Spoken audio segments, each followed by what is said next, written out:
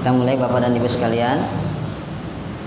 Assalamualaikum warahmatullahi wabarakatuh. Alhamdulillahirabbil alamin wassalatu wassalamu ala asyrafil anbiya'i wal mursalin wa ala alihi wa sahbihi ajma'in. Asyhadu an la ilaha illallah wahdahu la syarika lah wa asyhadu anna Muhammadan abduhu wa rasuluhu wa safiyuhu min khalqihi wa khaliluh. Amma ba'd. Hadirin dan hadirat jamaah Masjid Imam Asy-Syafi'i yang dimuliakan oleh Allah Subhanahu wa taala. Kembali kita bersyukur kepada Allah Subhanahu wa taala yang telah mengumpulkan kita pada malam ini dalam majelis ilmu, yang mana dengan majelis ini Allah Subhanahu wa taala akan menghidupkan hati-hati yang mati, akan menerangi jiwa-jiwa yang gelap, dan akan menuntun kepada jalan yang lurus. Oleh karenanya jangan sampai kita berpaling dari majelis ilmu. Al-Imam Ibnu Qayyim rahimahullahu taala mengatakan dalam kitabnya Miftahu Daris Sa'adah, fa fi hayatil qalbi hayatul ilmi, sesungguhnya dalam hidupnya hati itu disebabkan hidupnya ilmu dalam jiwa tersebut. Fala ginaa lil qalbi anil ilmi, maka tidak mungkin hati bisa berlepas diri dari ilmu. Artinya hati ini butuh kepada ilmu. Allah Subhanahu wa taala telah mengatakan kepada kita, wa man a'rada an dzikri fa inna lahu ma'isyatan dhanka wa nahsyuruhu yaumal qiyamati a'ma. Dalam ayat ini Allah memberikan peringatan bagi mereka yang berpaling dari peringatan Allah Subhanahu wa taala, tadzkir.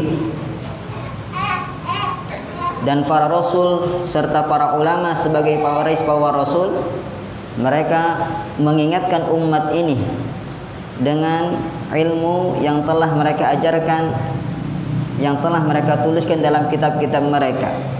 Jadi barang siapa yang berpaling dari peringatan Allah Subhanahu wa taala, maka hidupnya akan sempit, gundah gulana, galau. Dan Allah Subhanahu wa taala mengutus nabinya untuk memberikan kabar gembira kepada kita semua tentang keutamaan majelis ilmu, di mana jikalau orang menghadiri majelis ilmu, maka hatinya akan hidup, hatinya akan tenang, hatinya akan merasa bahagia. Di antaranya hadis Nabi sallallahu alaihi wasallam, majtama'a qaumun fi baitin min buyutillah yatluna kitaballah wa yatadarasunahu bainahum illa nazalat alaihimus sakinah wa ghasyiyatuhumur rahmah wa hafathumul malaikah wa nazalahumullahu wa dzakarahumullahu fi man indah. Tidaklah suatu kaum berkumpul di satu majlis ilmu, di satu masjid, yaitu rumah Allah Subhanahu wa taala. Mereka membaca Al-Qur'an dan mempelajarinya. Mempelajari artinya mencari ilmu, karena sumber ilmu ada dalam Al-Qur'an. Kemudian Rasul melanjutkan, kecuali Allah akan memberikan kepada mereka 4 keutamaan. Keutamaan yang pertama, nazalat alaihimus sakinah, turun atas mereka ketenangan. Ketenangan tempatnya di mana, Bapak? Di hati. Ya. Ibu, di dompet apa di hati, Bu? Di hati. Kebahagiaan tempatnya di hati. Ya. Sebanyak apapun uang yang kita miliki, terkadang kita nggak tenang, terkadang kita gundah gulana. Setinggi apapun pangkat yang kita capai, terkadang kita was-was, merasa tidak aman. Ya. Ketenaran yang kita raih, terkadang mencelakakan kita. Tapi ketika hati bahagia, walaupun hidup pas-pasan, ya, maka di sanalah kebahagiaan. Jangan sangka Rasulullah dan para sahabatnya tidak bahagia. Mereka bahagia dengan keadaan mereka. Karena mereka temukan kebahagiaan bukanlah di materi, akan tetapi di hati mereka. Karena Allah yang menurun kepada mereka ketenangan. Ya. Wa huwallazi anzala 'alaihimus sakinah. Dialah Allah yang menurunkan ke hati-hati para sahabat ketenangan. Ingin mencari ketenangan, maka hadir di majlis ilmu. Keutamaan yang kedua, wa ghasyiyatuhumur rahmah, dan diliputi rahmat Allah Subhanahu wa taala. Walaupun yang hadir di sini enggak ada yang namanya Pak Rahmat, enggak ada yang Bu Rahmah, akan tetapi tenang, rahmat Allah Subhanahu wa taala meliputi kita. Syaratnya apa? Hadir di majlis ilmu. Keutamaan yang ketiga, wa hafathumul malaikah, yaitu malaikat akan meliputi kita, hadir bersama kita. Mereka adalah kiramun bararah, makhluk yang paling mulia yang senantiasa taat kepada Allah. La ya'sunallah ma amarahum wa yaf'aluna ma yu'marun. Itulah sifat malaikat. Mereka tidak pernah bermaksiat kepada perintah Allah dan tidak pernah meninggalkan ketaatan kepada Allah Subhanahu wa taala. Senantiasa taat. Oleh karenanya, ingin mencari majlis yang di sana ada malaikat hadir, maka carilah majlis ilmu, dan mereka membawa rahmat Allah, ketenangan ke dalam diri kita. Kemudian yang keempat, wa dzakarahumullahu fi man indah, dan kita orang-orang yang hadir di majelis ilmu akan disebutkan nama-namanya di sisi Allah Subhanahu wa taala. Kam min majhulin fil ardi masyhurun fis sama. Betapa banyak orang yang tidak dikenal di bumi akan tetapi viral di langit. Mungkin kita tidak kenal, ya. Pak Otong, siapa Pak Otong? Enggak ada yang kenal.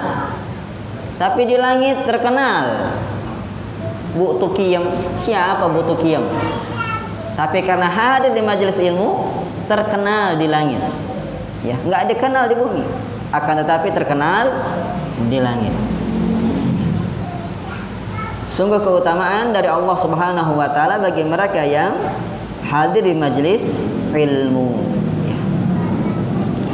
Alhamdulillah hadirin hadirat, pada malam ini kita akan melanjutkan kajian kita, masih berkisar tentang suami istri. Ya. Yang belum menikah semoga disegerakan, yang sudah menikah semoga dilanggengkan, bukan ditambahkan Pak ya, dilanggengkan. Ya.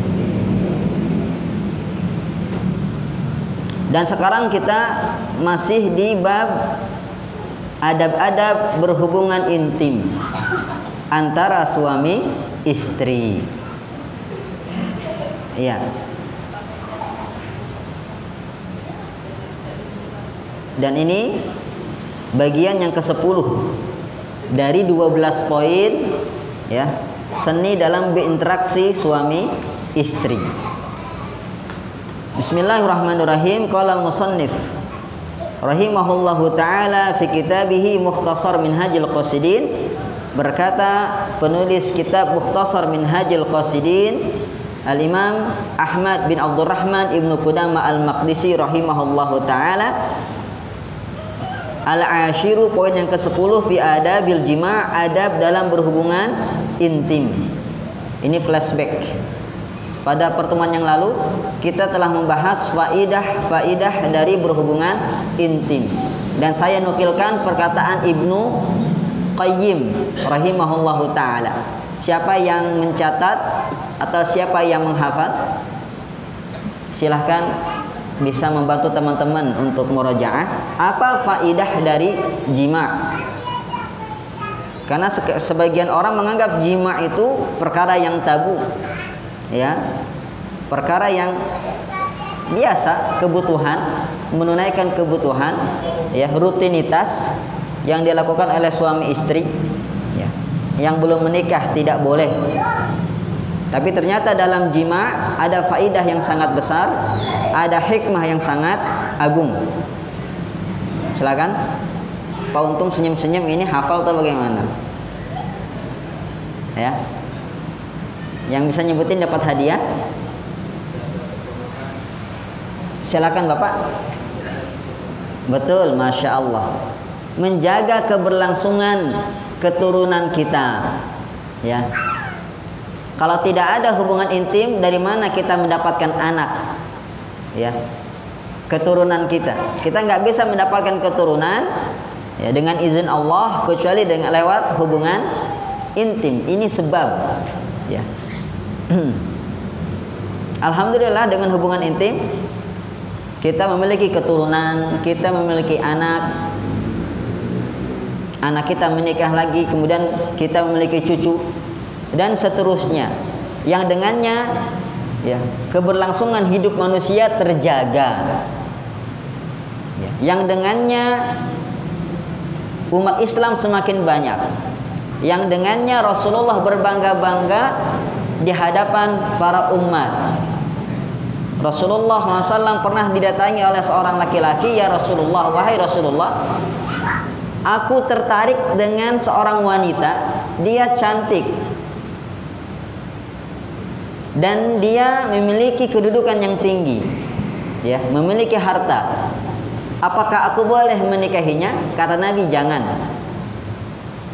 Si pemuda ini kurang terima, datang lagi ke Nabi, "Wahai Rasulullah, ya, aku tertarik dengan wanita, seorang wanita yang memiliki kecantikan dan memiliki harta dan kedudukan. Apakah aku boleh menikahinya?"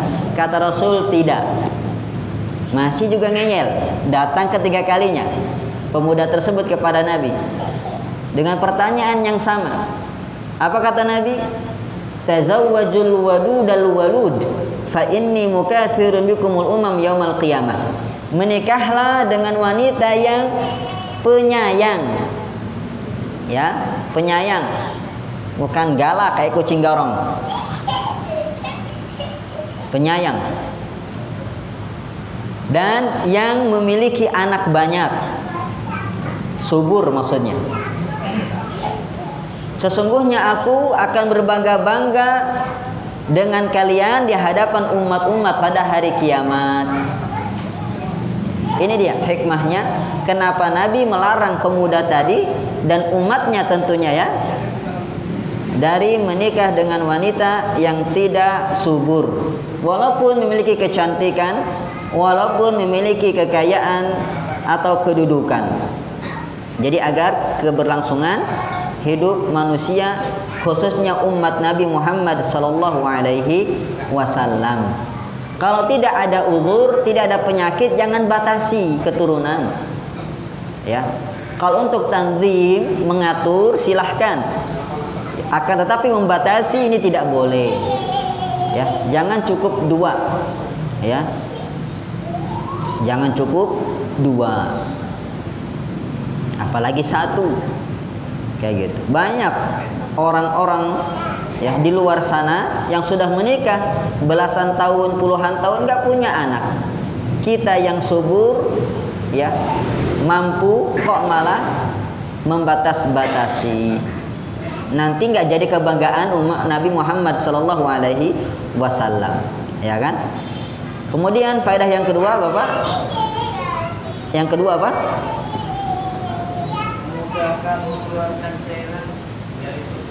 Apa itu? Oli. Cairan oli.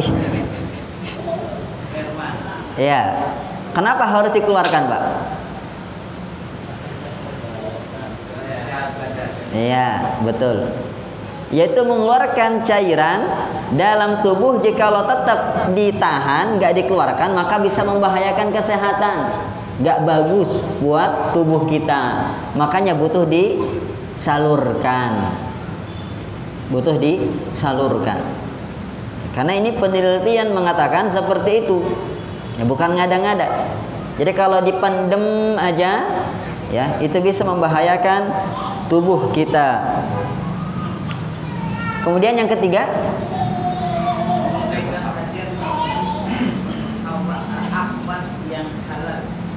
iya Pak, yaitu menunaikan naluri, hasrat, keinginan dan mencapai kelezatan ya, serta bersenang-senang dengan nikmat Allah Subhanahu wa taala.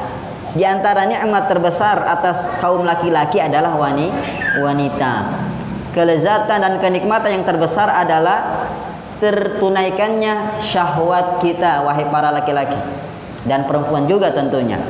Oleh karenanya adanya jima yang halal seperti ini memiliki faedah tersebut ya.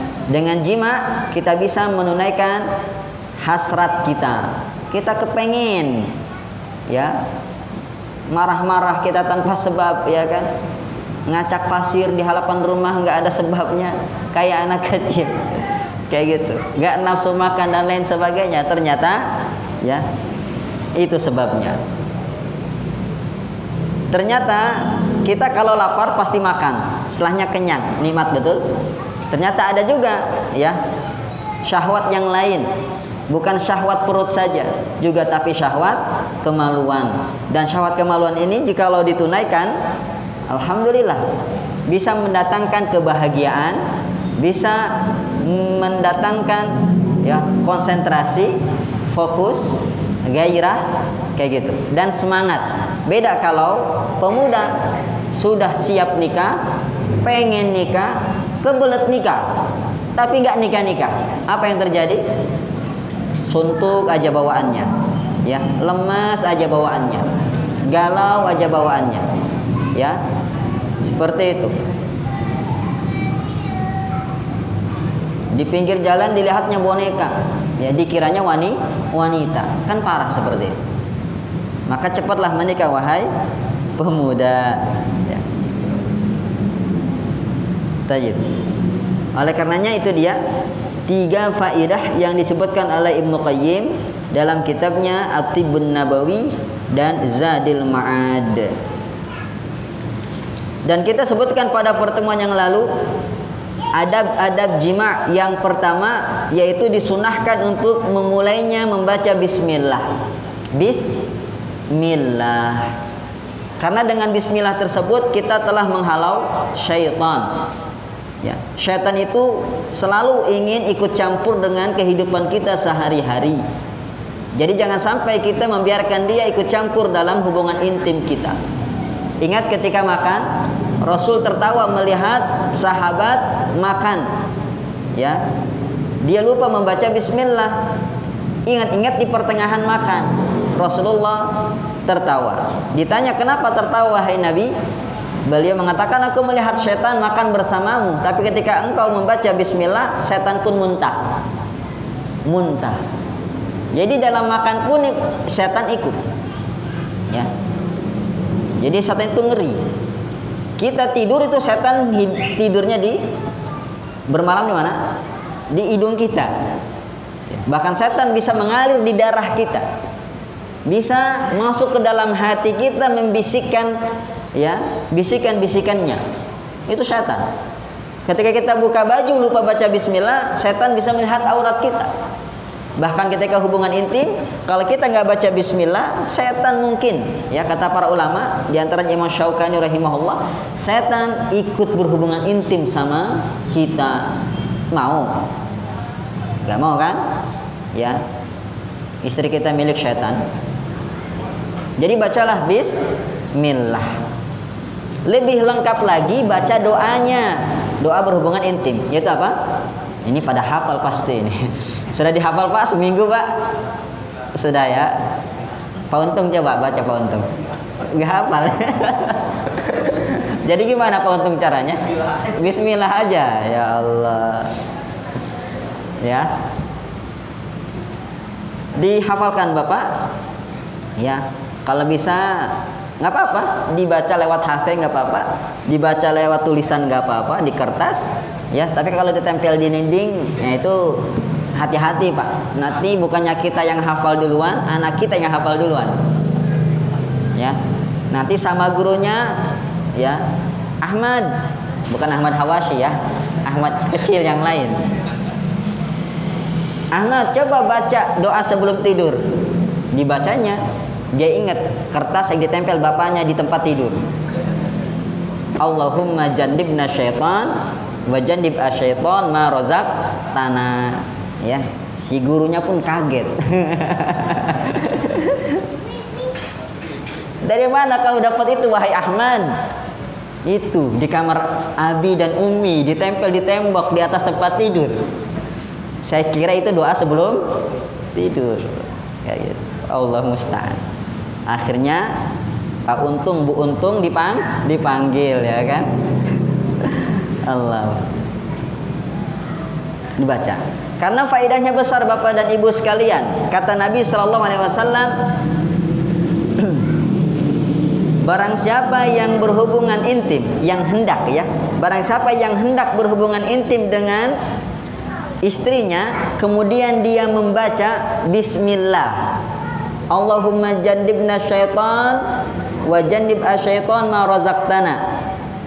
Saya ulangi, bismillah, Allahumma jannibna syaitan wa jannib asyaiton ma razaqtana. Dengan menyebut nama Allah tanpa Ar-Rahman, tanpa Ar-Rahim.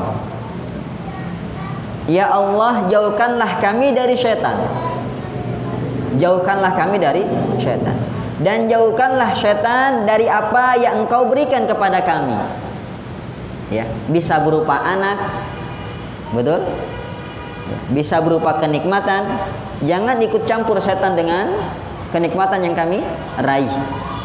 Jangan ikut campur setan dalam anak, ya, yang hasil dari hubungan intim ini. Kata Nabi SAW, barang siapa yang baca doa tadi, bismillah, Allahumma jannibna syaitan wa jannib asyaitan ma razaqtana, lam yadurrahu syaitanun abadan, maka syaitan tidak akan bisa membuat mudarat anak yang lahir dari hubungan tersebut selamanya. Ya, selamanya Bapak.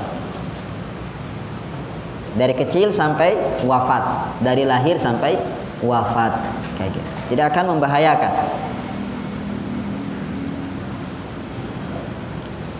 Dan ini keutamaan Bapak, ya. Ini bentuk ikhtiar kita menjaga anak kita. Jadi jangan lupa, ya. Ustadz, gimana kalau saya lupa dulu baca doa itu? Gak tahu saya doa tersebut, main hajar aja Ustadz, ya.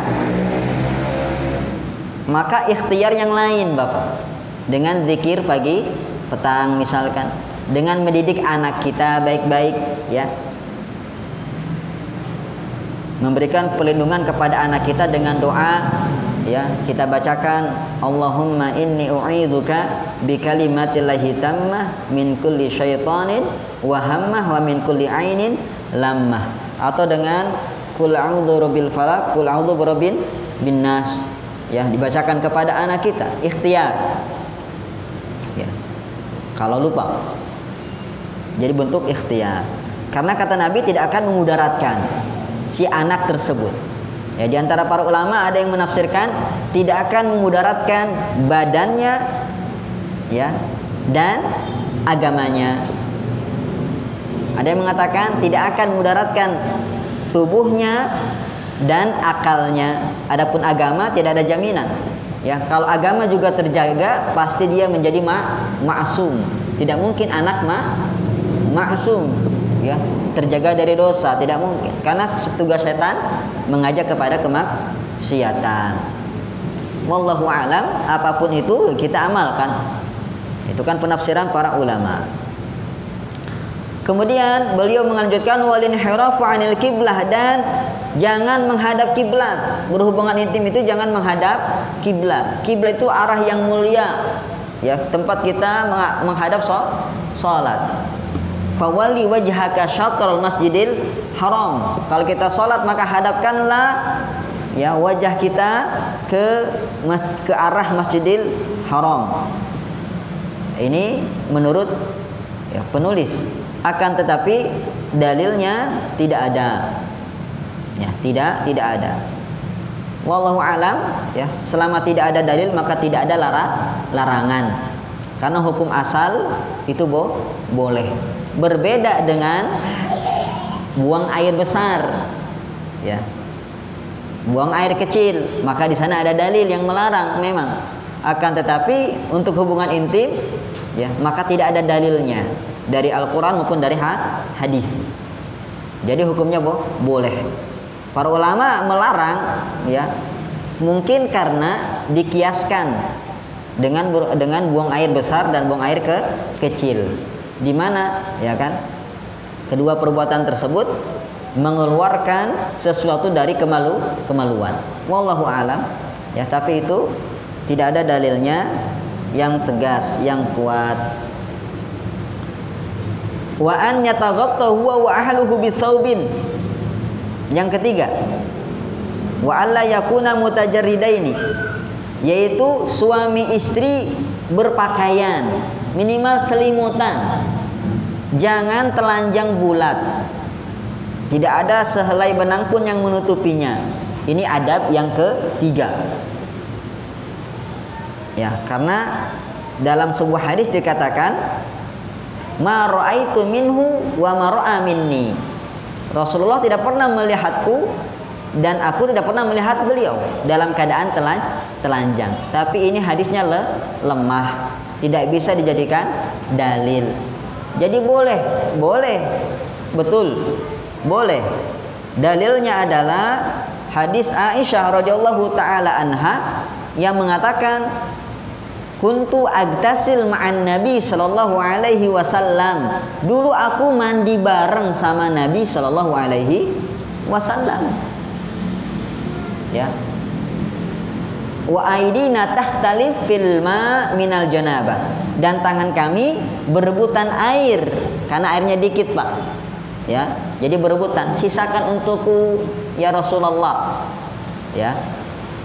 Jadi mereka mandi bareng. Yang namanya mandi bareng pakai baju kan enggak, tapi telanjang. Ya. Dalam hadis lain Rasul yang mengatakan juga ihfaz aurataka illa min imra'atika, jagalah auratmu kecuali dari istrimu, maka bebas. Ya, kalau kita sesama laki-laki jaga aurat. La yanzur rajul ila auratir rajul. Sama perempuan juga. La tanzur mar'ah ila aurati mar'ah. Tidak boleh laki-laki melihat aurat laki-laki, tidak boleh perempuan melihat aurat perempuan. Tapi kalau suami istri maka boleh, bebas. Jadi tidak masalah telanjang, tidak masalah. Yang jadi masalah telanjang terus buka pintu rumah, nggak boleh itu. Ya, tidak boleh. Jadi jangan sampai seperti itu. Ini memang ada dalam kitab para ulama ya, pembahasan bahwasanya tidak boleh telanjang lah, ya, menghindari arah kiblat dan lain sebagainya. Tapi tidak ada dalilnya dan kita berjalan bersama dalil. Wa an yabda'a bil mula'abati wadh-dhammi wat takbil, dan kita memulai dengan cumbu rayu. Ya. Jangan seperti hewan. Ya. Apalagi kucing. Ribut dia. Ya, kalau kita enggak. Rayu dulu. Rayu, Pak. Bapak mandi dulu. Si ibu dandan dulu, rayu. Kayak gitu.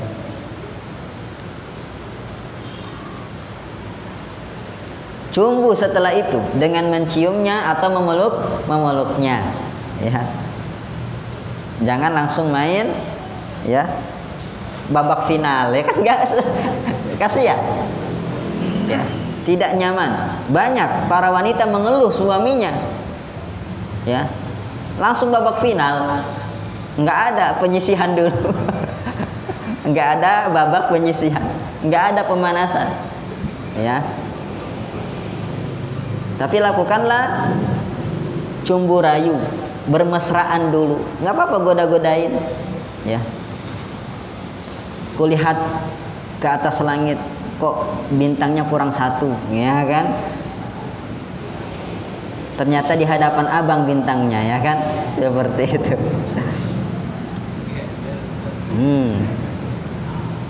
Dirayu, perempuan seperti itu. Karena beda, laki-laki dengan perempuan beda. Kalau laki melihat yang glowing, ya langsung naik syahwatnya. Perempuan nggak bisa, bapak. Bapak mau sekeren apapun, biasa aja. Ya, harus dirangsang. Karena jima ini, ya, kenikmatan yang ingin dicapai dari jima bukan hanya hak si laki-laki, tapi hak istri. Zalim kita jikalau istri kita belum mencapai kenikmatannya, ya, belum puas, kita sudah, ya, TKO, ya kan. Sudah menyerah gitu, sudah kalah gitu. Jangan. Karena punya hak yang sama antara suami dan istri. Dan ini terkadang penyebab cekcok rumah tangga, ya. Suaminya tidak bisa memuaskan istri, ya, apalagi sampai selingkuh, naudzubillah, gitu. Kalau bukan karena iman dan takwa si istri, ya, suaminya tidak bisa memuaskan istri tersebut, pasti sudah berselingkuh. Tapi karena iman yang kuat, rasa takut yang tinggi, takwa yang kokoh, si istri pun menjaga dirinya dari perbuatan hal tersebut. Sabar-sabar. Ya, laki-laki harus pengertian. Jangan biarin aja, masa kita aja, enggak. Kita harus pengertian. Kebutuhan istri, kebutuhan, ya, suami itu sama, ingin dipuaskan. Bahkan Nabi berkata dalam sebuah hadis, laisa minna, bukan bagian dari golonganku orang yang berhubungan intim tanpa pemanasan dulu, tanpa bermesraan dulu. Bukan, ya. Bukan golonganku. Kayak gitu. Tapi hendaklah dinilai dengan muqaddimah. Ibarat kitab kan gak langsung khotimah, Pak. Gak langsung penutup. Kitab itu, Pak, ada muqaddimah dulu, ya kan? Ada muqaddimah. Seperti itu. Jangan langsung khotimah. Inna lillahi wa inna ilaihi raji'un jadinya nanti. Mulai. Dan itu rahasia supaya perempuan mencapai klimaks, mencapai kenikmatan adalah dengan yang memperlama pemanasannya ini, Pak. Ya. Cium, peluk, belai, ya. Kayak gitu. Dan lain sebagainya. Baru setelah itu berhubungan intim, ya. Babak final.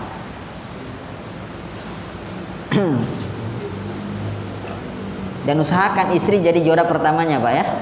Enggak, Pak. Bapak enggak apa-apa runner up seperti itu. Wa minal ulama man istahabbal jima'a yaumal jum'ah. Beliau melanjutkan, di antara ulama ada yang mensunnahkan berjima itu pada hari Jumat. Ya, bukan malam Jumat. Ini kekeliruan.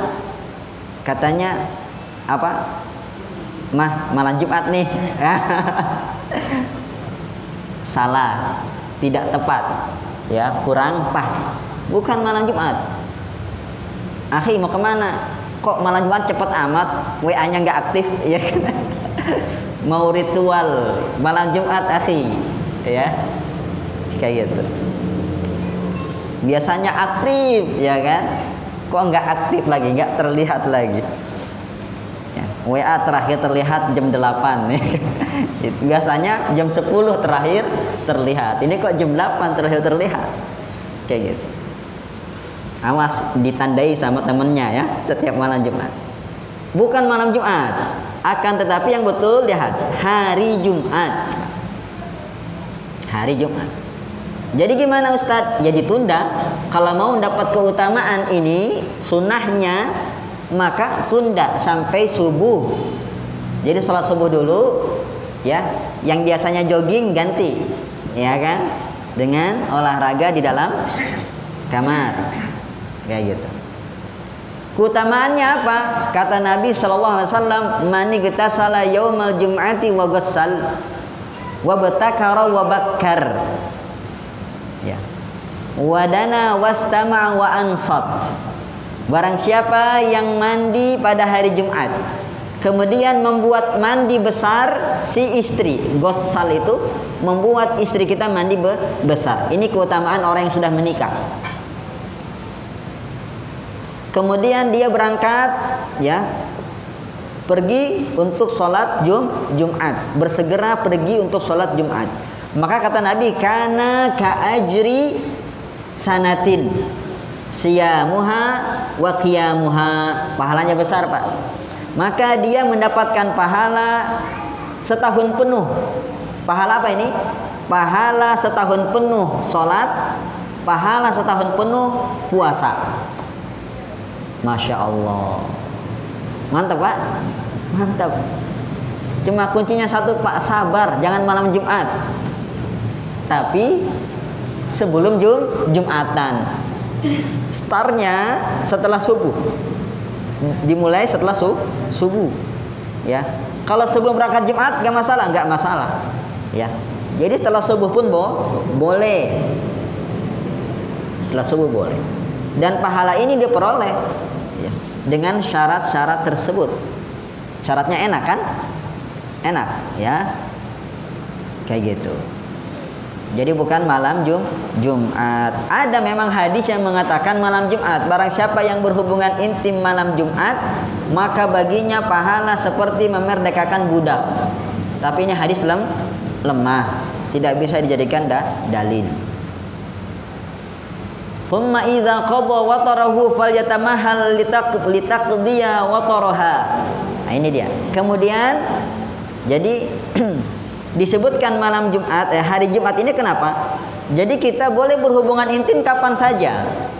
Cuma Syekh, yaitu Al-Imam Ibnu Qudamah Al-Maqdisi menyebutkan malam Jumat isyarat agar kiranya bukan malam Jumat, hari Jumat, agar kiranya kita jangan lupa hari Jumat, ya, ada aktivitas ini, hubungan intim, disunahkan. Jadi kalau ditanya hari apa yang disunahkan, hari Jumat. Hari yang lain bebas, ya, tidak ada keutamaan khusus.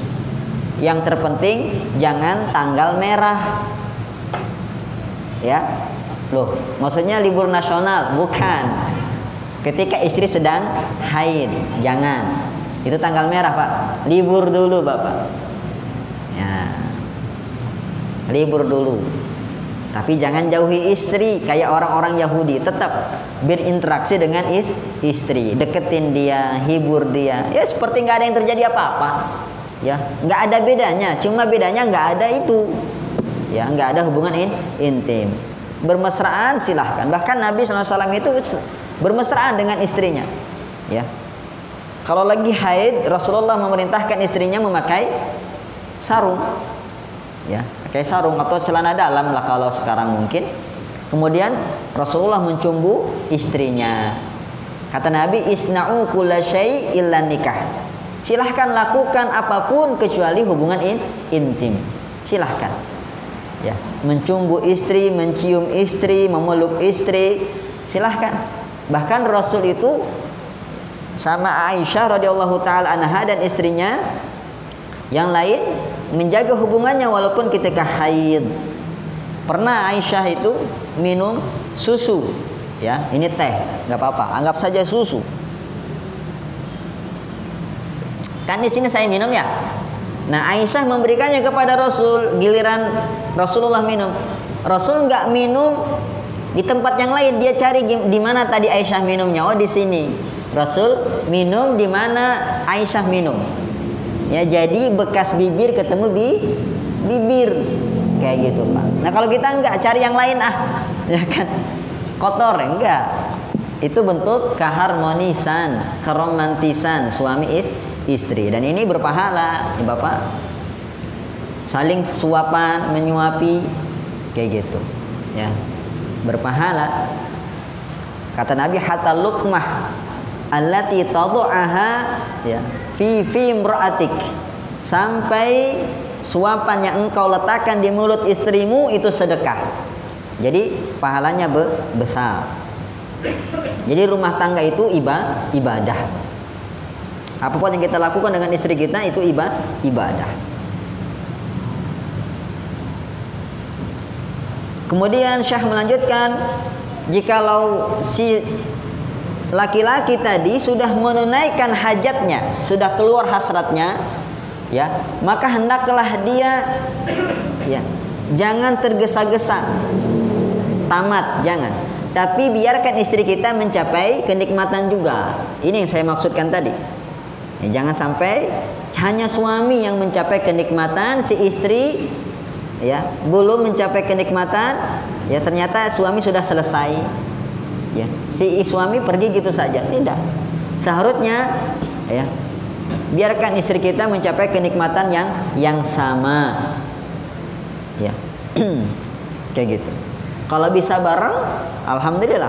Kalau nggak bisa, usahakan istri kita mencapai kenikmatan tersebut. Makanya ya butuh strategi, taktik, jurus, ya kan, kayak gitu. Nah, setelah berhubungan intim, lihat, ini isyarat agar jangan sampai kita pergi langsung gitu loh. Tapi setelah berhubungan intim, si istri sudah mencapai kenikmatan, si suami sudah mencapai kenikmatan, jangan tergesa-gesa pergi, ya, kayak gitu. Tapi peluk dia, ngobrol, kayak gitu. Jangan tergesa-gesa. Itu memberikan efek yang baik. Jadi seolah tidak hanya sebagai pelampiasan hawa nafsu saja, tidak. Jadi setelah berhubungan intim jangan buru-buru pergi. Fa inna inzalaha rubbama ta'akhkhar, karena ya orgasmenya perempuan itu sedikit terlambat. Memang begitulah kenyataannya. Perempuan itu ya sering kali datang terlambat dalam orgasme. Kalau laki-laki karena menggebu-gebu terkadang ya baru diaduk sebentar sudah tumpah. Ya, jangan seperti itu. Maka butuh ya jurus. Para ulama menulis kitab-kitab ya masalah seperti ini. Bagaimana supaya ya durasinya lebih lama, ada jurusnya.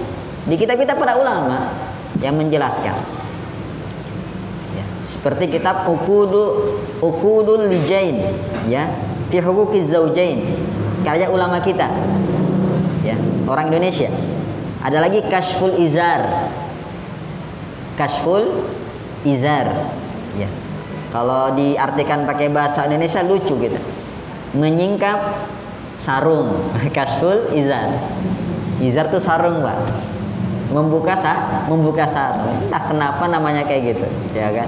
Tapi isinya itu. Isinya seperti itu, banyak. Bahkan Imam Suyuti menulis ya, kitab masalah seperti ini. Tayyib. Enggak kita bahas di sini ya. Wa minal adab, dan di antara adab-adab yang lain, anta ta'azzarul haidu bi izarin min haqwaiha ila ma baina rukbah idza arada al-istimta'a biha. Dan di antara adab dalam berhubungan intim adalah seorang wanita yang haid itu mengenakan ya celana dalam ataupun sarung dari pusar dia sampai ya kedua lutut dia. Ketika suaminya ingin bersenang-senang, ingin bercumbu dengan istri tersebut yang haid tadi, ya seperti yang Nabi Shallallahu Alaihi Wasallam lakukan. Ya, tadi hadisnya sudah dibacakan. Kalau Nabi ingin bersenang-senang, ya ingin bercumbu dengan istrinya yang sedang haid, Nabi menyuruh istri tersebut yang haid itu untuk memakai ya izar, sarung, penutup lah, agar jangan kebablasan, Pak. Hati-hati. Ya, terkadang ke bawah. Maka sebagai bentuk tindakan preventif, jaga-jaga, mencegah lebih baik daripada mengobati, karena dosanya besar Pak. Kalau berhubungan intim ketika haid dosanya besar. Ya. Apa kata Nabi?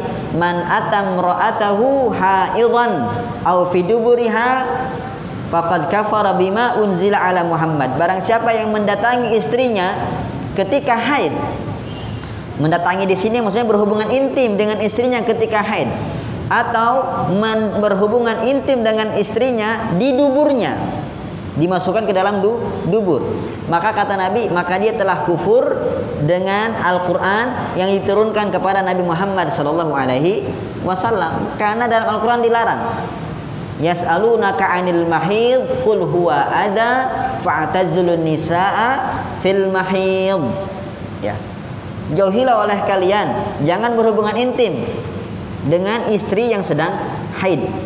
Itu adza Pak. Itu yang pertama, dosa besar. Yang kedua, penyakit. Penyakit. Penyakit. Karena itu darah kotor. Jadi jangan sampai kita berhubungan intim. Dan si istri wajib menolak. Ya, kalau suami bilang kamu harus taat, nggak ada ketaatan dalam kemaksiatan. La ta'ata lil makhluk fi ma'siyatil khaliq. Tidak ada ketaatan bagi makhluk ketika bermaksiat kepada Sang Pencipta. Ya, jangan taati suami yang seperti itu. Ya. Jangan. Dinasehati, sabar Mas, sabar. Ya, Mas sabar. Ya, Mas udah nikah aja lagi. Nah, kayak gitu.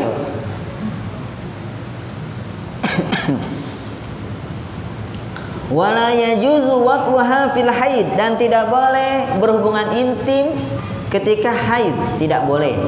Wala fid dubur, dan di dubur tidak boleh. Ya. Tadi hadisnya sudah jelaskan. Ya, dosa besar karena diancam. Ya. Karena ada ancaman, ya, apa? Perbuatan kufur, maka dia telah kufur terhadap Al-Quran. Karena di Al-Quran dilarang. Ya, Al-Quran dilarang. Dan di dubur itu bahaya, nggak sehat. Itu lubang pembuangan Bapak. Banyak sekali penyakit kelamin karena berhubungan intim lewat dubur. Kayak gitu. Nah, makanya ya perbuatan gay, ya, naudzubillah, itu sangat-sangat dilarang. Sangat-sangat dilarang. Jangan sampai menimpa anak-anak kita. Coba baca dari dini Pak, Ibu sekalian, anak-anak Bapak dan Ibu. Ini penyakit. Ya, ini penyakit. Jangan sampai menimpa anak kita karena hukumannya berat. Al-fa'il wal maf'ul maqtul. Ya, orang yang melakukan, ya, dan orang yang di objeknya itu, maka itu dibunuh. Naudzubillah. Jadi dibunuh. Kayak gitu. Dosa besar. Wa man arada an yujami amra marratan tsaniyah falyaghsil farjahu wa yatawadda. Dan barang siapa yang ingin mengulangi jima'nya, Masya Allah, 2 ronde, ya kan? 3 ronde, 4 ronde. Falyaghsil farjahu, maka hendaklah dia mencuci kemaluannya. Dibersihkan kemaluannya dulu dengan air. Wa yatawadda, dan berwudulah. Jadi berwudu dulu Pak. Berwudu. Dan ini manfaatnya apa? Manfaatnya ya untuk mengembalikan kesegaran dan kebugaran. Ya. Bahkan jikalau bisa, kalau bisa mandi. Mandi. Dan ini ya Nabi SAW lakukan. Jadi Nabi SAW itu terkadang berwudu, terkadang mandi. Pernah ada sahabat mengatakan, wahai Rasulullah, ya, Rasulullah pernah menggilir semua istrinya dalam satu malam. Menggilir semua istrinya dalam satu malam. Ada sahabat berkomentar, ya Rasulullah, kenapa engkau setelah berhubungan intim dengan istrimu ini, yang ini mandi, kemudian yang ini mandi lagi. Kata Nabi SAW, hadza atyabu wa azka wa athhar.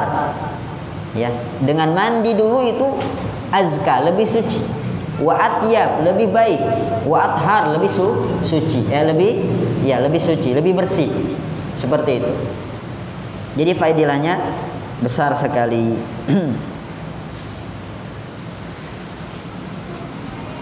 Wa minal adab, dan di antara adab-adab jima yang lain, alla yahliqa sya'rahu, jangan memotong rambut, wala yaklimu azafirahu, jangan memotong kuku, wala yukhriju daman, dan jangan mengeluarkan darah, ya, kayak terluka misalkan, jangan. Wa huwa junubun, dalam keadaan dia junub. Jadi kalau junub itu jangan sampai kita motong rambut, motong kuku, mengeluarkan darah, jangan sampai. Jangan sampai. Mungkin maksudnya kata Syekh supaya, ya, takutnya kan kita lagi junub nih, hadas besar.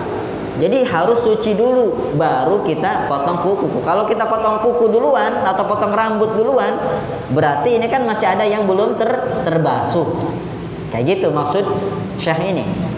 Tapi pendapat yang lebih kuat, ya tidak masalah. Tidak masalah, ya. Jadi tidak ada kewajiban, ya. Sama seperti wanita, ya. Ketika dia haid, katanya harus mengumpulkan rambutnya, betul Bu? Ya, mengumpulkan rambutnya yang rontok. Tidak boleh potong kuku. Kalau potong kuku wajib dikumpulkan. Nanti ketika mandi besar dia basuh. Betul? Ya. Ini tidak ada dalilnya, ya. Bahkan ada dalil yang menyelisihinya. Ada dalil yang menyelisihinya, yaitu ibunda kita Aisyah radhiyallahu taala anha. Kayak gitu. Beliau pergi haji bersama Nabi Shallallahu Alaihi Wasallam, kayak gitu kan. Kemudian beliau haid, dan beliau itu, ya, bersisir dan lain sebagainya. Tentunya ada rambut-rambut yang jatuh, tapi tidak dikenal, tidak diriwayatkan bahwasanya Aisyah mengumpulkan rambut-rambut tersebut dan Nabi menyuruh dia untuk membasuhnya ketika mandi besar. Tidak ada. Jadi ini tidak ada dalil yang kuat. Wa ammal azlu fahuwa mubahun ma'al karahah. Adapun azl, apa azl? Azl itu Bapak mengeluarkan sperma di luar kemaluan istri. Pernah Pak? Ini dalam rangka mungkin KB alami, ya, istilahnya. Ingin menjaga jarak, ya, bukan membatasi. Sekali lagi KB kalau niatnya membatasi anak, haram hukumnya, ya. Kenapa KB pengen punya anak 2 saja? Nggak boleh, haram hukumnya.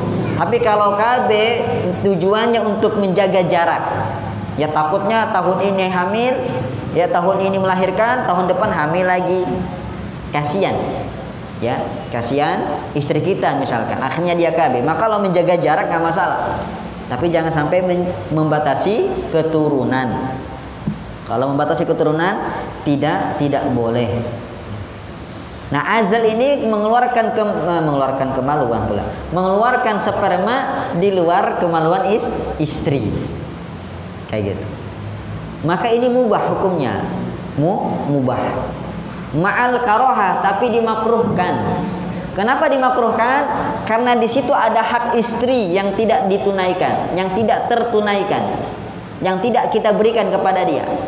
Karena ternyata sperma yang keluar di dalam kemaluan istri itu memiliki rasa nikmat tersendiri. Jadi istri itu pengen merasakan kenikmatan tersebut, ya. Itu pertama. Yang kedua, ya, keturunan. Apa kata Allah? Nisa'ukum harthul lakum fa'atu harthakum anna syi'tum. Istri-istri kalian adalah ladang bercocok tanam bagi kalian, wahai para suami.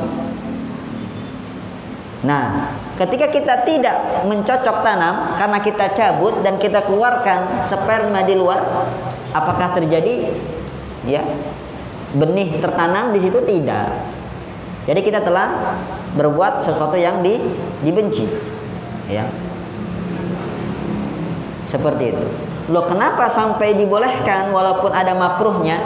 Karena ada hadis Nabi Shallallahu Alaihi Wasallam, yaitu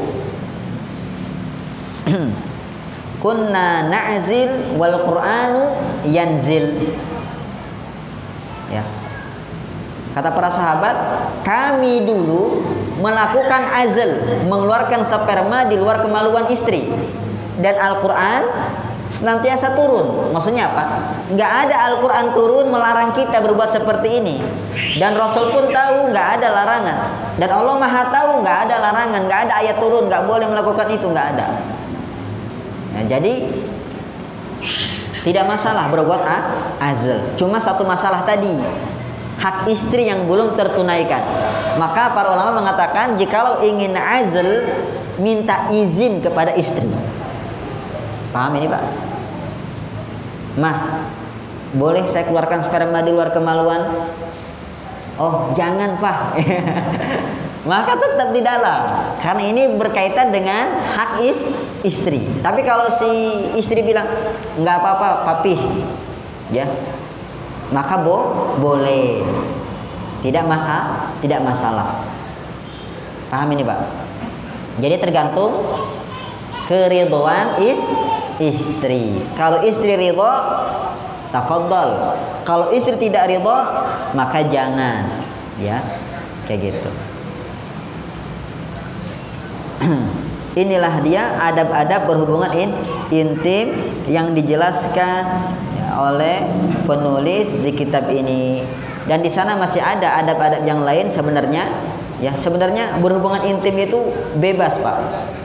Bebas. Yang terpenting satu, sama istri kita. Ya, mau istri pertama ke, kedua ke, ketiga ke, keempat ke, ya. Terserah, yang penting istri kita yang sah. Ya.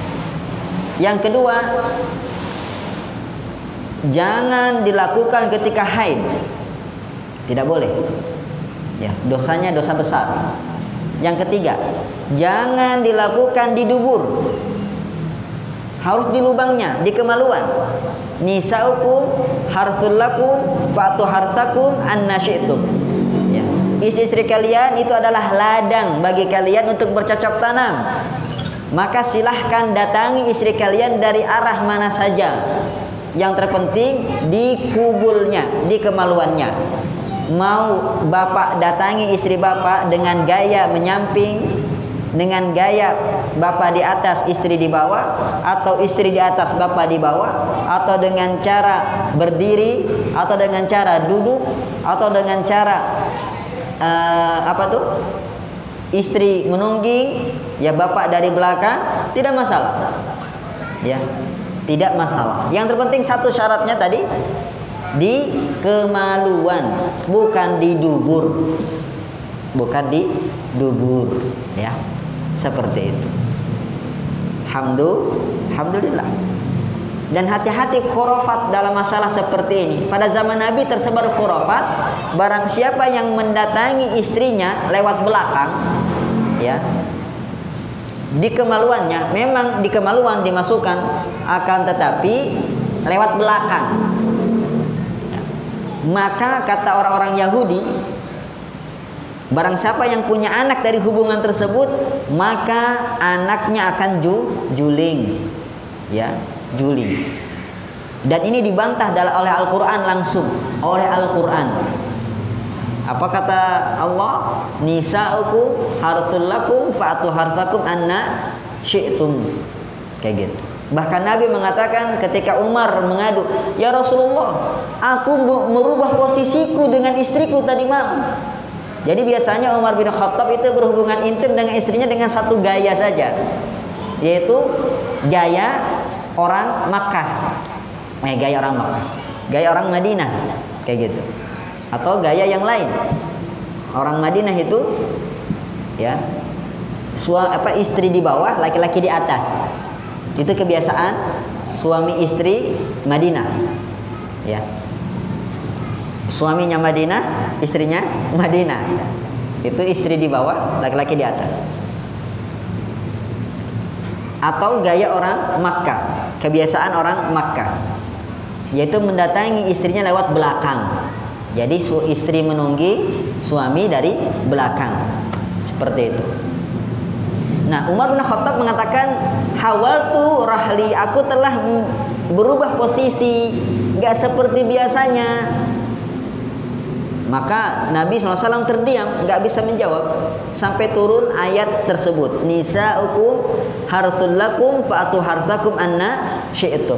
Kemudian Nabi bersabda sallallahu alaihi wasallam, aqbil wa adbir. Silahkan ya berhubungan intim dari depan ataupun dari belakang. Ya, wattaqid dubur wal haidhah. Jauhi dubur, jangan masukin kemaluan ke dalam dubur, dan jangan ya berhubungan intim ketika sedang haid. Seperti itu. Jadi itu dia. Terserah ya suami istri tersebut. Nah, di sini yang nggak disebutkan adalah bagaimana adab malam pertama. Ini kan kayaknya ini adab orang sudah menikah lama-lama. Sedangkan malam pertama belum dibahas ini. Belum dibahas, ya. Ada yang mau menikah bulan ini? Atau menikah lagi mungkin? Baik. Jadi bagi pengantin ya, new couple ya kan, bahasa kekiniannya new couple, pengantin baru ya. Maka perhatikan ada berikut ini. Jangan mentang-mentang ya kan, pengantin baru Masya Allah ya, semangatnya semangat 45 kayak gitu, tapi lupa adab-adabnya. Yang pertama, pengantin pria hendaknya meletakkan tangannya pada ubun-ubun istrinya. Pada ubun-ubun istrinya. Ubun-ubun ya ini ya. Ini antara jidat dengan tubuh rambut ya. Letakkan tangan. Ya. Tangan suami. Kemudian berdoa. Apa doanya? Doa keberkahan. Allahumma barik li fiha. Ya Allah, berkahilah untukku istriku ini. Ya. Berkahilah istriku, ya, berkahilah untukku istriku ini, ya. Awali dengan bismillah tentunya. Bismillah, Allahumma barik li fiha. Kemudian lanjutkan dengan doa, Allahumma inni as'aluka khairaha wa khaira ma jabaltaha 'alaiha wa khaira ma jabaltaha 'alaihi wa a'udzubika min syarriha wa syarri ma jabaltaha 'alaihi. Itu kan saya hafal, Pak. Ya, walaupun saya hafal bukan berarti saya mau menikah lagi, bukan. Ya, bukan. Kayak gitu. Ustadz, kalau sudah lama menikah gimana? Ya nggak usah doa ini, langsung aja Bismillah, Allahumma jannibna syaitan wa jannib asyaitan ma razaqtana. Nah, ini pengantin baru, Pak. Kecuali Bapak kalau mau nikah lagi, ya. Kayak gitu. Kalau, Pak ya. Kalau. Ini bukan doa, Pak, ya. Bukan doa. Jadi jangan diaminkan. Apa makna dari doa tersebut, Ustadz? Allahumma inni as'aluka khairaha. Ya Allah, aku memohon kepadamu kebaikan wanita ini dan kebaikan yang dibawa oleh wanita ini. Ya Allah, aku berlindung dari kejelekan wanita ini dan keburukan yang dibawa oleh wanita ini. Jadi istri itu, Pak, satu paket, ada baik ada buruk. Gak ada suami atau istri yang sempurna, gak ada.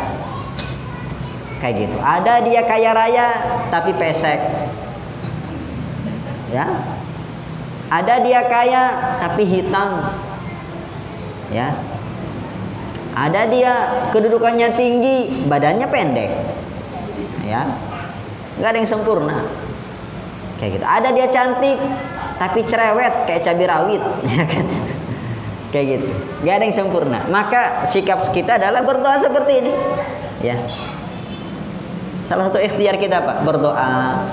Berdoa. Yang kedua, kata Nabi, la yafruq mu'minun mu'minah. Janganlah kalian membenci kepada istri kalian. Jangan membenci. Ya. Jangan membenci.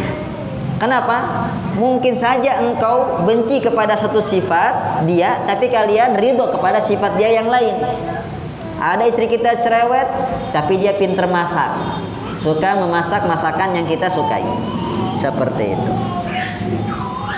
Kemudian yang kedua, setelah mendoakan, hendaknya ya si pengantin pria mengerjakan sholat sunnah bersama istrinya.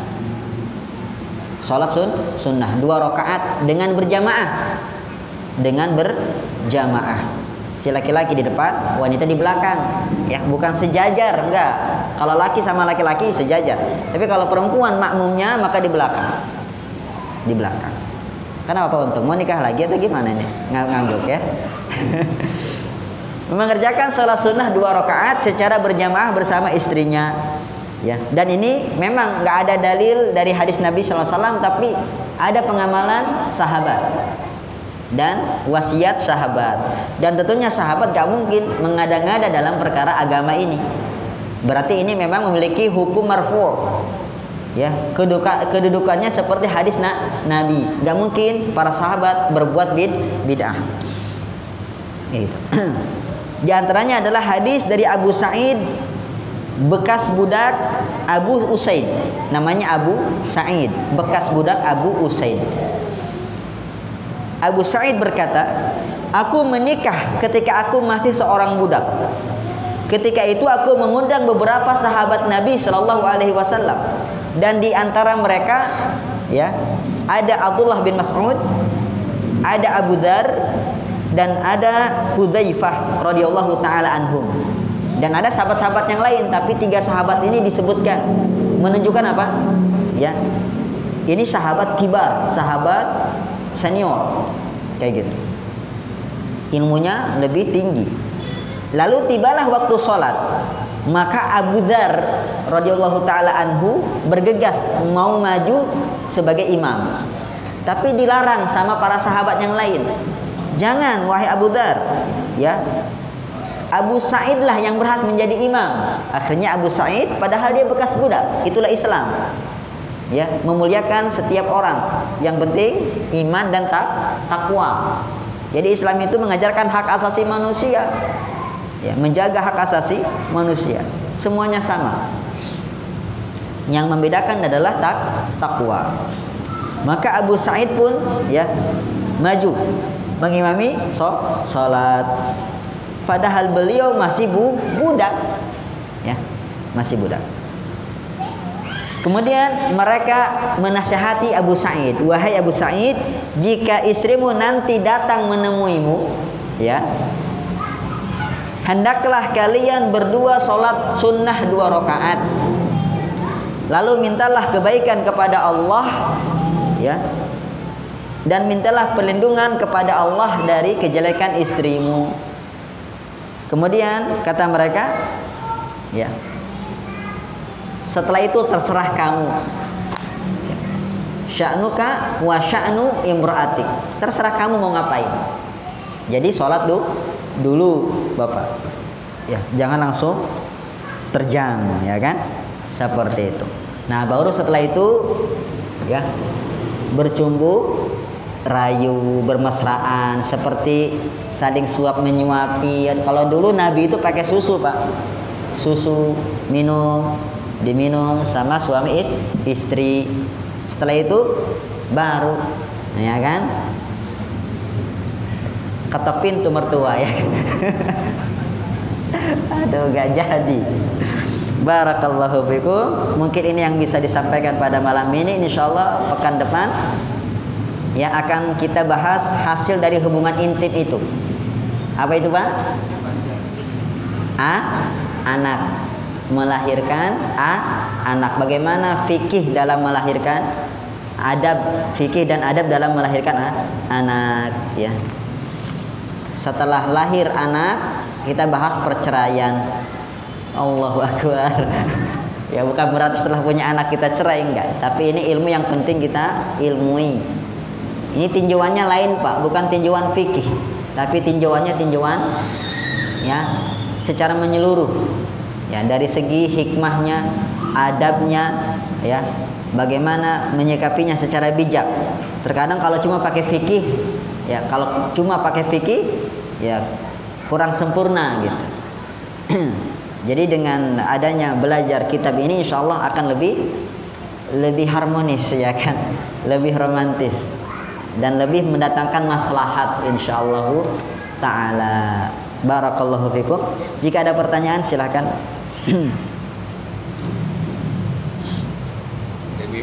Oh ya, syukran.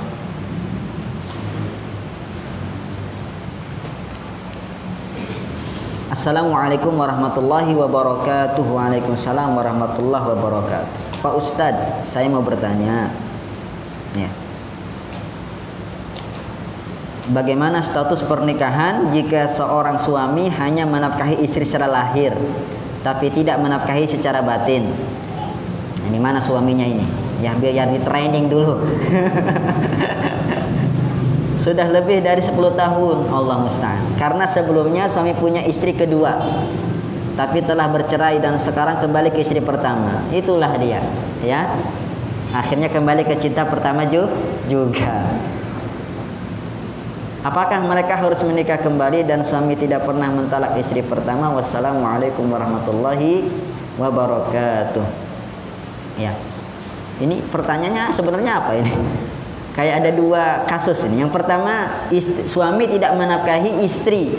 Nafkah itu ada dua, Bapak. Yang kita bahas pada pertemuan-pertemuan yang lalu, ada nafkah lahir, ada nafkah batin. Banyak orang mampu memberikan nafkah lahir, tapi tidak mampu nafkah batin. Bagaimana sikap seorang istri? Maka kembali kepada istri.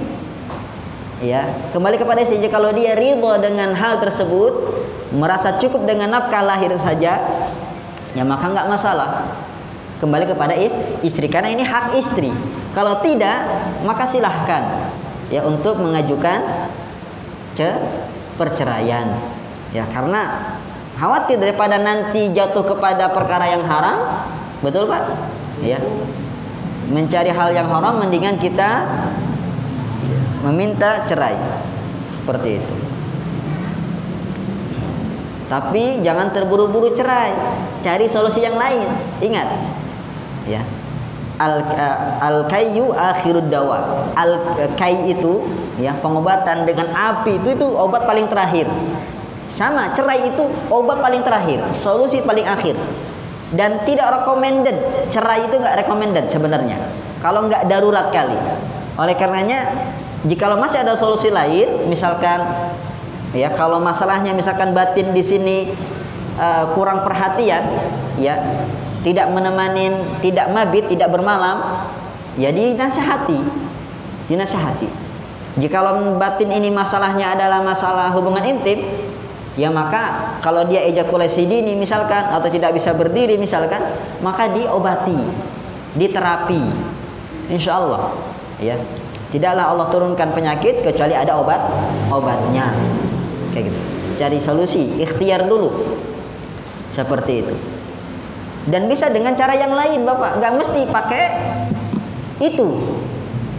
Ya maaf Pak ya, pakai pentungan nggak mesti, ya kan?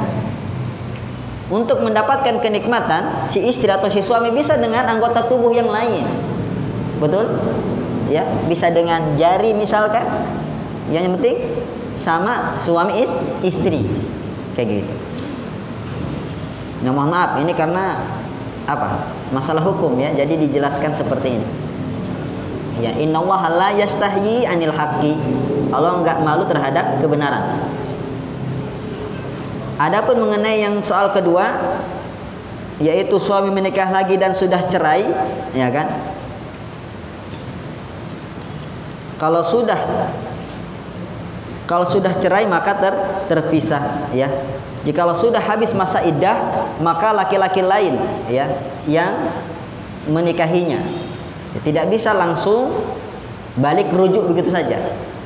Ya, jadi adanya masa iddah, masa menunggu agar kita memikirkan mau kembali lagi enggak. Kalau mau kembali lagi maka rujuk. Ya, rujuk bisa dengan perbuatan, ya bisa dengan perkataan. Perkataannya bilang, "Dek, ternyata kaulah yang terbaik." Ya kan? Ternyata hidup ini ya kering tanpamu. Engkau bagaikan mata air di tengah gurun pasir. Ya. Seperti itulah. Balikan. Atau dengan perbuatan, ya. Pegang tangannya, masuk ke kamar, ya, dan hubungan intim. Itu juga termasuk rujuk. Tapi kalau sudah habis masa iddah maka nggak bisa. Dia harus menikah dengan laki-laki lain dulu, baru diceraikan, baru kita nikahi lagi. Jadi kita nikahi bekas, ya kan? Tapi jangan dibuat belat, dibuat-buat. Ada pesanan, Pak. "Akhi, tolong nikahi istri saya bayar sekian juta.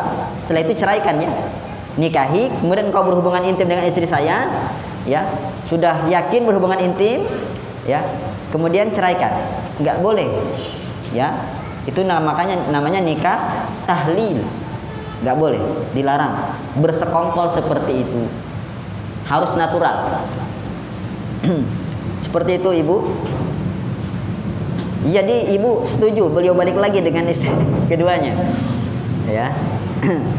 Semoga si suami mendapatkan hidayah dari Allah Subhanahu wa Ta'ala, ya, agar bisa menjadi imam yang benar-benar imam, bukan malah menzalimi istrinya seperti ini. Jadi kita harus gentle, ya, gentle. Malu sama istri kita tidak puas dengan kita, ya, maka berusahalah, berikhtiarlah, ya, dengan banyak berolahraga misalkan, atau melakukan senam-senam tertentu, makanan-makanan yang bergizi. Jauhi rokok. Itu rokok penyebabnya itu. Ya, rokok itu salah satu penyebab. Sudah dilarang, ya kan? Mahal, ya. Mudarat ke kesehatan, ya. Kayak gitu. Bikin lemah pula kinerja bapak, ya kan? Assalamualaikum Ustaz. Waalaikumsalam. Bagaimana hukumnya cairan yang keluar dari kemaluan istri saat berhubungan intim? Itu namanya madhi. Ya, madhi. Jadi cairan yang keluar dari kemaluan seseorang itu ada 3. Mani, madhi, madi. Mani jelas ya, yaitu keluar setelah berhubungan intim. Ketika mencapai kenikmatan, akhirnya keluarlah sperma atau mani. Ya. Inilah yang menyebabkan junub. Adapun hubungan intim, ya, kemaluan dengan ketemu kemaluan suami istri, tetap kena wajib mandi juga. Apalagi jikalau disertai dengan keluar sperma. Jadi sekedar keluar sperma saja itu menyebabkan mandi wajib, apalagi berhubungan intim. Kemudian yang kedua madhi. Ini adalah muqaddimahnya. Ketika syahwat naik, madhi keluar. Paham, Pak? Ya, mungkin Bapak, ya, sangat berhasrat dengan istri Bapak, ya, karena menggoda, syahwat naik, keluarlah cairan, ya, agak lengket-lengket bening. Nah, itu madhi. Dan hukumnya najis. Ya. Najis. Maka kata Nabi SAW, "Igsil zakaroka." Sucikanlah kemaluanmu, watawaddo, dan berwudulah. Berarti nggak wajib mandi. Kalau mau sholat ya wudu dulu, karena batal. Ya karena itu najis. Bersihkan kemaluanmu kemudian wudu. Adapun yang ketiga madi, yaitu cairan cairan yang keluar biasanya setelah kencing. Setelah kencing, ya. Gitu. Maka pastikan tuntas kencingnya. Kayak gitu. Dan itu pun hukumnya najis. Yang wajib dibersihkan. Barakallahu fikum. Mungkin ini silakan Bapak. Waalaikumsalam warahmatullahi wabarakatuh. Amin, Bapak.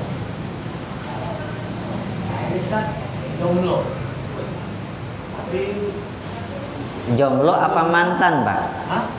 Jomblo apa mantan? Udah menikah Bapak kan? Udah menikah? Alhamdulillah. Udah ya? Sementara anak saya 3 sementara. Alhamdulillah. Jadi insya Allah saya akan nikah lagi dengan apa?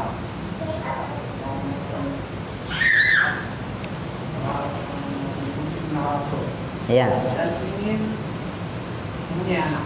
Amin. Kemudian lu masalah lu orang-orang nggak mau. Oh lain, saya mau. Kalau perlu 11. Masya Allah. Masya Dan Allah. yang saya maksudkan, apakah saya perlu expose atau door to door gitu bilang. Ya Allah. Mana yang efektif kan? Iya. Yang kedua, ada banyak yang mau sama saya yang mau. Masya Allah. Dan istri saya juga high class karena mantan istri saya Arab Singapura yang mancung cantik. Makanya kalau kita dapat yang di bawah itu ditawarin mantan istri saya Nancy. Iya. Iya. Dan yang terbaik. Iya Pak. Tapi saya minta Allah yang Barakallahu fiikum. Semoga Allah pertemukan Bapak dengan jodohnya Pak ya. Umurnya berapa Pak? Umur sekarang berapa? Di atas 50. Masya Allah.